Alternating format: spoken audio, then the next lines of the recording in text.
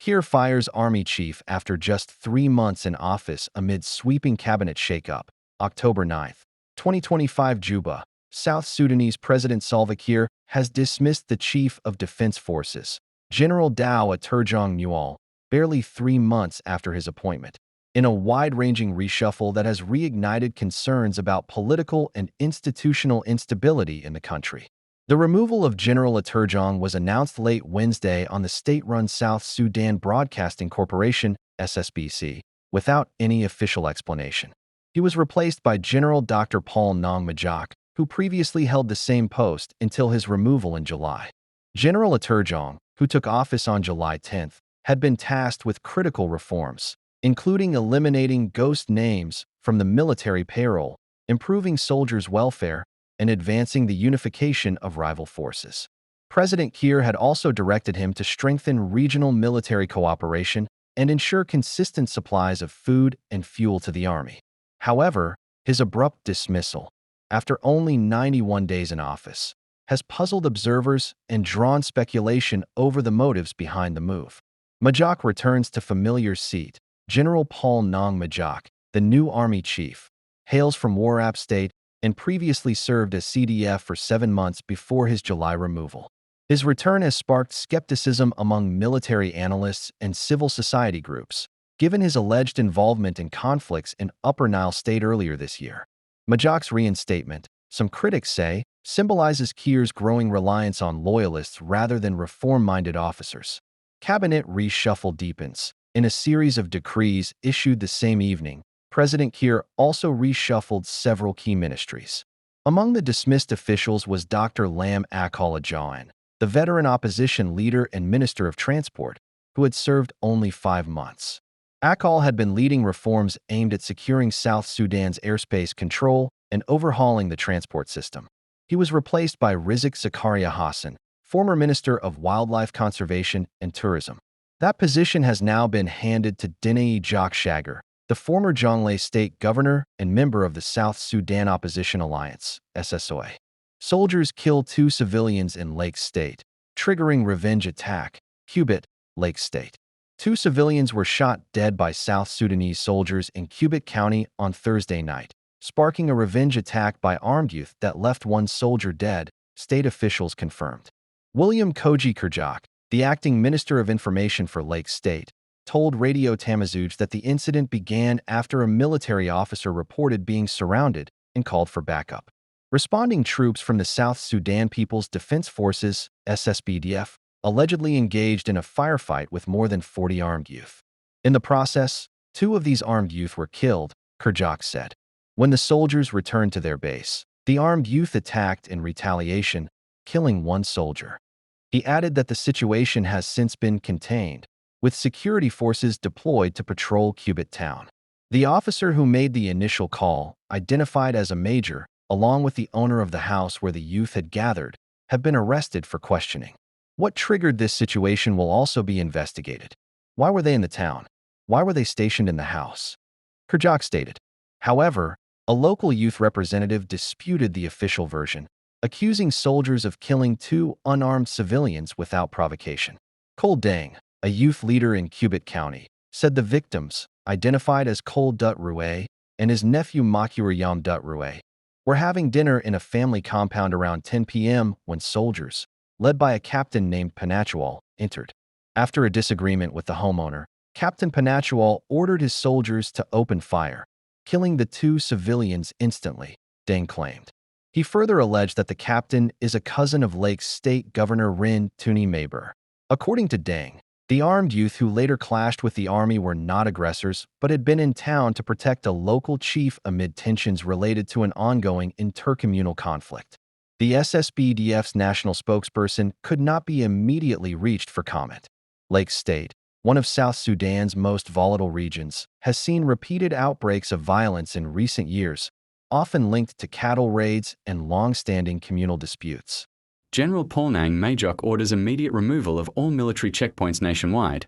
South Sudan's newly reinstated Chief of Defense Forces, CDF, General Dr. Paul Nang Majok, has ordered the immediate removal of all military checkpoints across the country, in his first major directive since resuming command of the South Sudan People's Defense Forces, SSPDF.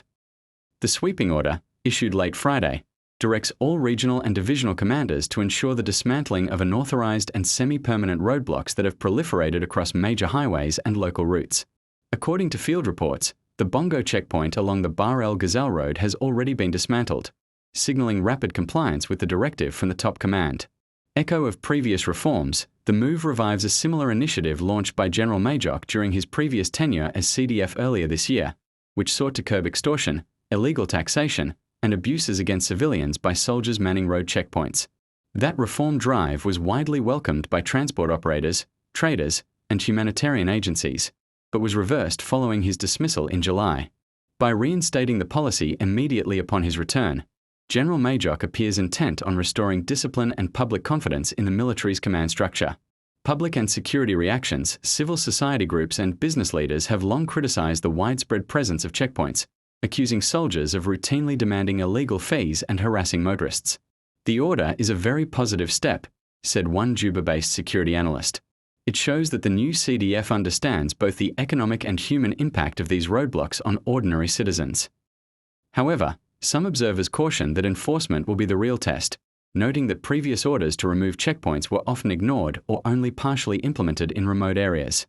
Political context: General Majok's reinstatement earlier this week followed President Salva Kiir's sudden dismissal of General Santino Dengwall, barely 3 months after replacing Majok in June.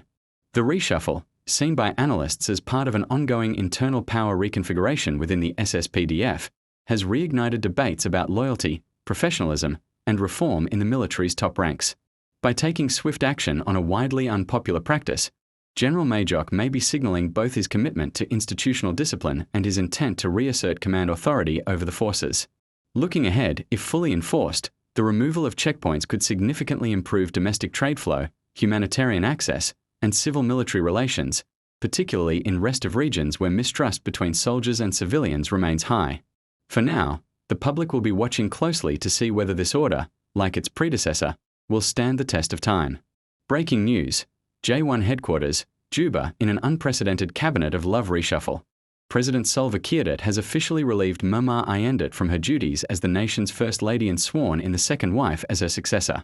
The surprise announcement reportedly took place during a closed-door ceremony at J1, marked by tears, ululations, and the mysterious disappearance of a wedding ring, now considered a symbolic transition of power. Political analysts are describing the event as a landmark in the Domestic Affairs Ministry, while others call it a case study in emotional governance. J1, President Kiirdit has reshuffled the cabinet of love, Mama Ayendit officially relieved from First Lady duties, second wife sworn in on live tears and ululations. Rumor has it the wedding ring went missing during the handover ceremony. More drama loading. Grab your popcorn. Search for news. SSPDF recaptures Mundri East's Kedaba town from rebels. Mundri East County or Juba.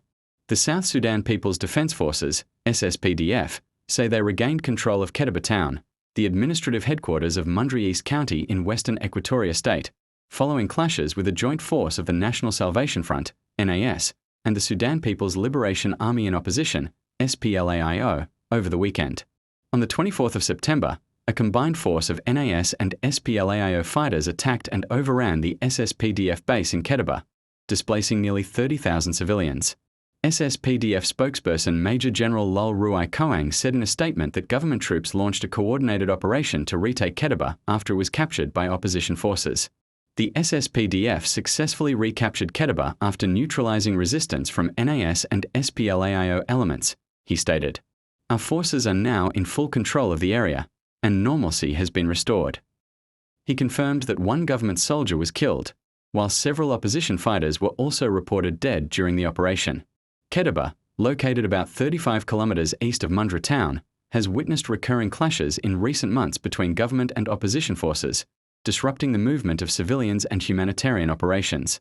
A resident of Kedaba who spoke to Radio Tamazuj on condition of anonymity for security reasons said the sound of heavy gunfire was heard early Sunday morning as civilians fled into nearby bushes.